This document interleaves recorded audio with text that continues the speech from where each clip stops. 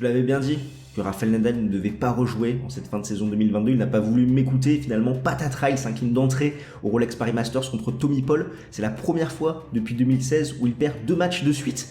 Il fallait remonter à Pékin et Shanghai où il s'inclinait contre Dimitrov et Troicki. C'est dire, là, une élimination au premier tour et finalement, l'Ibérique reste un petit peu dans le thème d'Halloween en montrant de nouveau une performance fantomatique. On revient sur cette déroute. Jingle.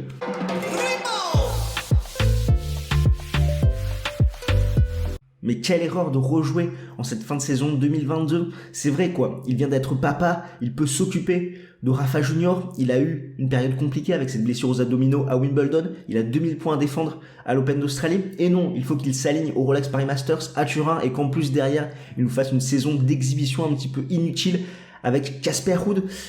Donc là, vraiment des mauvais choix de la part de l'Ibérique et ça lui a payé cash, éliminé au premier tour au Rolex Paris Masters contre Tommy Paul 3-6, 7-6, 6-1. Si on reprend un petit peu le déroulé de la rencontre, dans le premier set, c'est l'Américain qui va faire le break en premier pour mener 2-1. Il va se faire débreaker immédiatement. Et finalement, il va perdre ce set beaucoup trop volatile. Il n'avait pas de tactique bien définie, l'Américain très nonchalant. Il avait du mal à garder la balle dans le court. Il forçait un petit peu trop, il surjouait côté revers, côté coup droit. Et Nadal a pu en profiter dans le second set. C'est le Mallorquin qui va faire le break d'entrée pour mener 2-1. Et il va se faire débreaker immédiatement avec un très mauvais jeu de service. Et finalement, Tommy Paul va commencer à construire un petit peu plus les points, à voir qu'il ne faut pas en mettre tant que ça pour inquiéter Rafael Nadal en manque de rythme, en manque de repères, qui va commencer à tenir un petit peu mieux la diagonale côté revers avec cette balle à hauteur de hanche, côté coup droit, faire mal, à priver de temps son adversaire, à lui faire lâcher une main sur son côté revers, et il va prendre le set au tie break. Le troisième set qui fait 6-1, Tommy Paul break d'entrée, il mène 2-0, puis Nadal met son jeu de service, 2-1, service Tommy Paul, 40-0, jeu tranquille, a priori, Nadal va commencer un petit peu à lâcher les chevaux sur ses retours de service, il va revenir à 40 partout, et là il va se procurer 2 balles de débreak avec des coups droits qui sortent de quelques millimètres, et derrière, on ne reverra plus l'Espagnol, sachant qu'il va vendanger jeu après jeu, point après point. On va le sentir s'agacer, se frustrer, il va se précipiter, un jeu de jambes très approximatif, il va aller à la faute directement. Pour preuve quand même, dans ce match, c'est 35 fautes directes de la part de Rafael Nadal.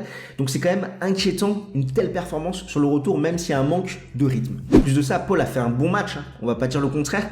Il a su adapter sa tactique et changer un petit peu son plan de jeu, sachant qu'au début, se montrant très volatile, il avait du mal à tenir cette balle dans le court côté revers. Il était exposé, côté coup droit, il allait trop rapidement à la faute.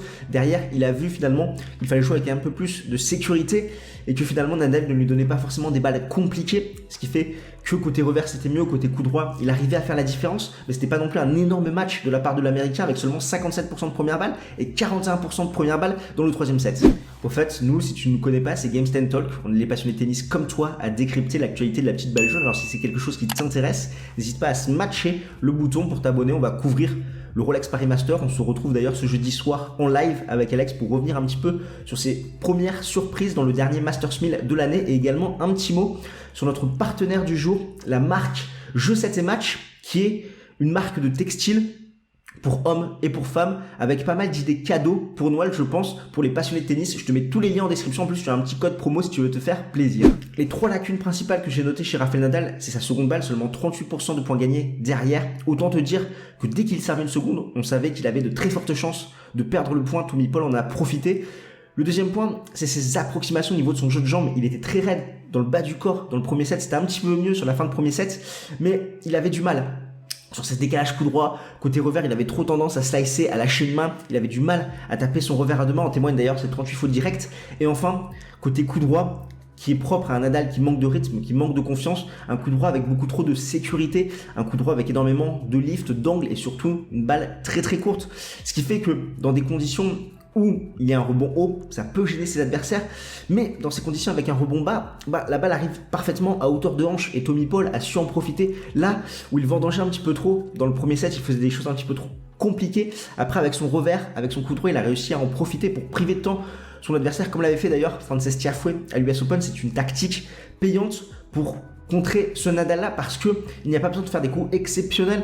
Nadal, sa balle peine à faire mal en indoor, elle ne gicle pas et ses adversaires ont de la marge pour l'agresser, donc ils n'ont pas besoin de chercher les lignes. C'est exactement ce qu'a fait Tommy Paul, parce qu'il ne peut pas générer ce lift comme à l'extérieur, il n'arrive pas à faire avancer cette balle et on a vu un Nadal qui avait du mal à être agressif, certes il montait au filet mais derrière dans l'échange conclure le point, attaquer longue ligne, c'était très compliqué pour lui, il avait du mal dans ces schémas de jeu là. Ce qui est assez rigolo c'est qu'entre 2010 et 2021 Nadal s'est incliné seulement 3 fois contre des joueurs américains, Andy Roddick, Sam Querrey et Mardy Fish, et en 2022 il s'est incliné également 3 fois contre des joueurs américains, Fritz Tiafoe et Tommy Paul. Par rapport à son interview d'après-match, le Mallorquin veut toujours jouer. Turin, il a dit qu'il souhaitait y arriver tôt pour pouvoir faire un maximum de sets d'entraînement contre des top players. Honnêtement, au vu de son niveau de jeu là, j'ai vraiment peur pour lui qu'il prenne des routes sur des routes contre les 8 meilleurs joueurs du monde. Il y a du très très lourd avec du Djokovic, du Auger-Aliassime, potentiellement Medvedev s'il retrouve des couleurs. Et Nadal n'a aucune chance de gagner un match avec le niveau qu'il a affiché contre Tommy Paul. Donc je m'inquiète vraiment pour lui.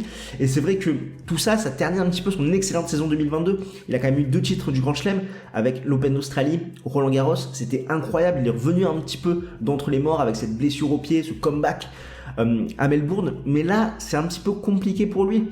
Il a eu cette blessure aux côtes à Indian Wells, ça a tronqué sa préparation sur terre battue et sa tournée sur terre. Derrière les abdos à Wimbledon, ce qui fait qu'il n'a pas eu de saison US et en plus là ça commence à lui gâcher sa fin de saison. Donc c'est vrai que c'est un peu compliqué, il y a beaucoup d'optimisme quand même avec ces 2 titres du Grand Chelem et pour lui c'est incroyable ce qu'il a fait cette saison, mais derrière il y a énormément de bas avec toutes ces blessures et ces retours un petit peu ratés, ces mauvais choix également qui ne sont pas très très pertinents, parce que oui à mon avis il aurait dû zapper Wimbledon dès qu'il a senti une gêne aux abdominaux, mais non, sachant qu'il a fait un comeback à l'Open d'Australie, qu'il a gagné Roland Garros sur un pied, il s'est dit pourquoi pas, je suis un vainqueur Grand Chelem, pourquoi pas tenter Wimbledon, c'est pas une petite blessure aux abdos qui va m'empêcher. Au final le pari est presque payant sachant qu'il fait une demi-finale et derrière il refait le coup à l'US Open, il bricole, il s'est pris pour Bob le bricoleur là 2 jours avant, un nouveau geste au service et c'était impossible de gagner dans ces conditions l'US Open et pourtant Nadal le retente, il se dit pourquoi pas, en plus il n'y a pas Novak Djokovic donc il y a un petit péché d'orgueil là au niveau de son ego je pense qu'il n'a pas forcément fait les bons choix, qui s'est dit pourquoi pas, j'ai fait en Australie, à Roland Garros, pourquoi pas également le faire à Wimbledon, à l'US Open, ça n'a pas du tout été payant, il en paie les pots cassés maintenant sur cette fin de saison, et attention de voir comment il va démarrer 2023 parce qu'il va devoir démarrer très fort à défendre 2000 points et ça risque d'être très compliqué pour lui, en tout cas a priori on le verra à Turin, mais moi je t'invite à aller voir cette vidéo qui t'explique vraiment pourquoi Nadal n'est pas performant en dur indoor et nous on se retrouve derrière l'écran.